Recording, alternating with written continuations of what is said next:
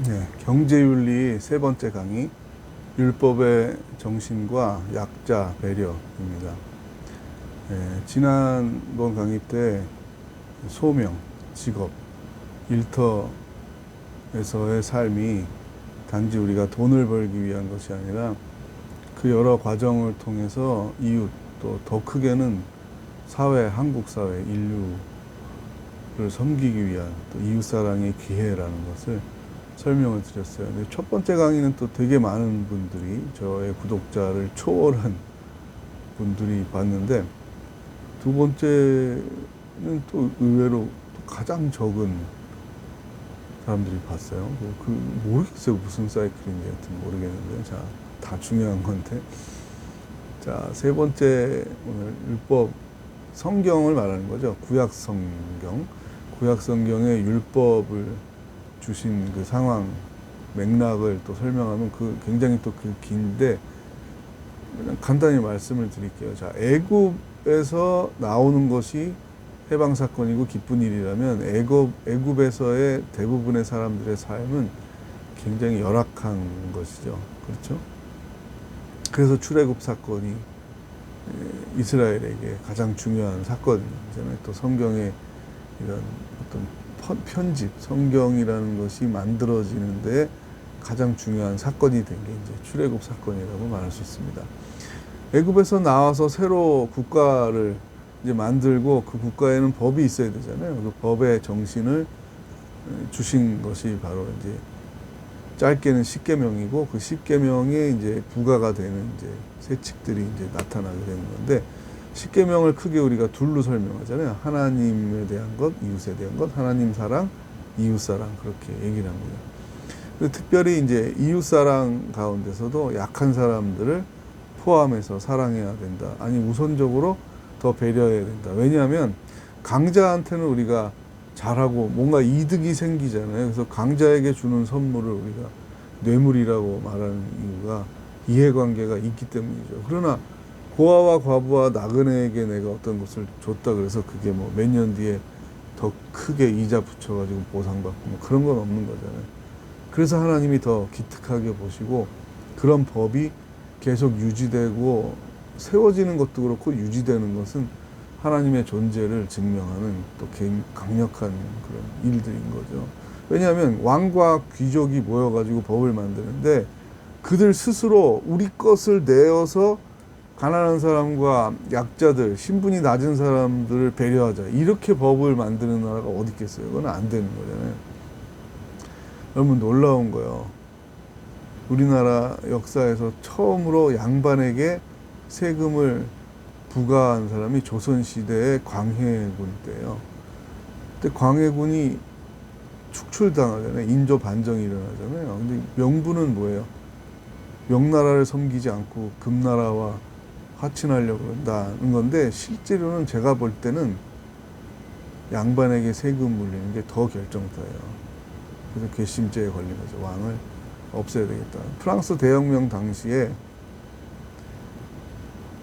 귀족이 2%였는데 98%, 2%가 거의 다 모든 땅을 가지고 있었는데, 놀라운 사실은 귀족과 성직자들은 면세입니다. 세금이 없어요. 나머지 우리나라도 마찬가지예요. 소장농들이 세금을 내는 거예요. 지금까지 계속 여러분 생각해 보세요. 세금은 힘 있는 사람들은 내지를 않았어요. 가난한 사람, 착취를 당하는 사람이 세금을 냈어요. 우리 구한말에 여러분 자산어보라는 영화 봐도 나오지만, 죽은 사람한테도 세금을 매기고 막 집에 심지어는 밥솥, 밥 해먹는 솥까지 다 가져가가지고 세금을, 그건 징수가 아니라 뭐 강탈이죠. 강탈해 가는 걸 보죠. 이렇게 약자를 스스로 보호하는 나라는 없어요. 꼭 수없이 많이 죽은 다음에 혁명이 일어나서 바뀌고 그런 거잖아요. 근데 하나님은 혁명을 미리 막는 것을 알려주신 거죠. 자, 레위기 25장에 보면, 또 신명기 16장에 보면, 내가 내게 명하여 이르노니 너는 반드시 내 경내 내 형제의 곤란한 자와 궁핍한 자에게 내 손을 펼치니라. 그 다음에 안식년 희년, 레위기 25장에 나옵니다. 약자들이 빚을 지고 땅을 담보받 잡혔더라도 땅을 완전히 소유하지 말아라. 다시 돌려줘라. 왜? 이 땅은 하나님께로부터 온 것이 천연물이잖아요. 인간이 노력해서 땅을 만든 게 아니잖아요. 그래서 가나안 전쟁은 하나님이 은혜로 준 거라는 게 뭐예요? 공로, 우리가 조선 개국 공신에서 사국 보면은 공을 많이 세요. 1등 공신, 2등 공신에서 땅을 분배하잖아요. 그런 게 없잖아요. 그냥 추첨해가지고 나눠준 거예요. 그래서 나봇의 포도원 사건도 그런 거잖아요. 강제로 왕이라도 그 뺏을 수가 없어요. 완전하게 이 땅은 내 소유로 할 거야. 여기 좋은 땅이니까 가져와. 이거 안 되는 거죠. 나쁜 왕이라고 성경은 말하고 있는 거죠. 그래서 제가 논문을 쓸 때도 이 정신을 많이 가져온 거죠.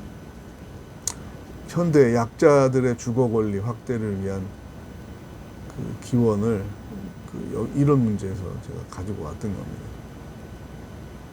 왜냐하면 이 고아와 과부와 나그네는 하나님이 보호해 주지 않으면, 그러니까 하나님이 주신 말씀이라고 여기고 힘이 있는 사람들 가운데 그 말씀에 순종한 사람들이 아니면 제정이 될 수도 없고 제정된 이후에 지켜질 수도 없는 거죠. 이건 어떤 이상한 놈들이 만들었어? 다 없애버려. 개정해. 그러면 끝인 거죠. 왕. 글씨도 모르는데 뭘 법을 알겠어요. 대부분 고아와 과부와 나그네는 법조문이 뭔지도 알지도 못해요. 우리나라는 뭐 조선시대까지도 하인들을 사사롭게 양반들이 뭐 착취를 하는 정도가 아니라 뭐 겁탈하고도 반항하면 스스로 재판을 해가지고 관아에 알리지도 않고 처형하고 그런 악행들이 얼마나 많았습니까?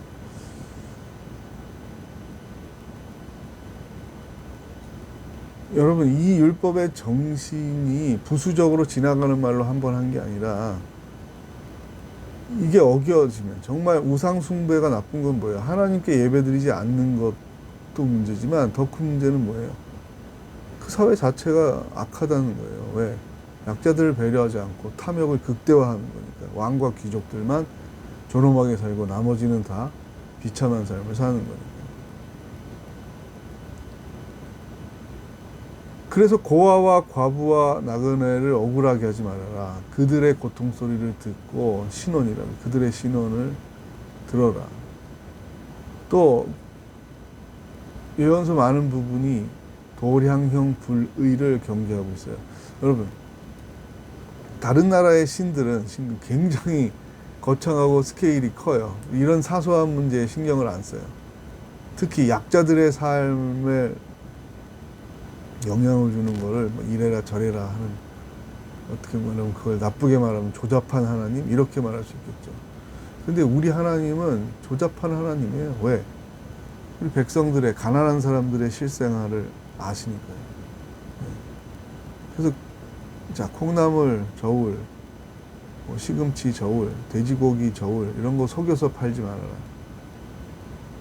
벼룩에 간을 내먹는다. 그 가난한 사람들, 시장에 와서 물건 사는 사람들한테 정직하게 고기를 다 줘라. 곡식을 제대로 해라. 그래서 이 법의 정의의 상징이 저울이잖아요. 이거 조작하지 말라는, 형평, 공평하게 하라는 거죠. 도량형 불의. 지금까지도 우리에게 주는 지침이 큰 거잖아요. 정의는 그냥 관념적인 게 아니에요. 이런 실생활과 관련이 있는 거예요. 그래서 고아와 과부와 나그네를 위해서 네 밭이라도, 네 과수원이라도 뇌 기퉁이에 떨어진 것을 추수하지 말지니라. 이것이 거룩이니라. 이게 레위기 19장이잖아요.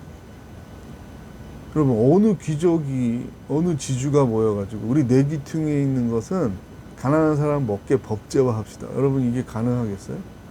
안 하려고 그러죠. 못하게 하죠. 이게 하나님이 살아있다는 거예요. 이스라엘이 왜 하나님의 계시를 보여주는 역사냐. 이스라엘이 잘 싸우기 때문에 아니라는 거죠. 이런 법의 거룩함이 들어있는 거죠. 전 세계 역사의 법의 진행이 어떻게 돼요? 점점 모든 사람들의 인권으로 확장이 되고 있는 거예요. 여자들은 교육도 안 하고 투표권도 없었잖아요. 평민들, 노예들 정치에 참여할 수 없었잖아요. 근데 점점 이 확대가 되고 바뀌는 거잖아요. 그 흐름, 그 뭐야? 하나님이 살아계시다는 거죠.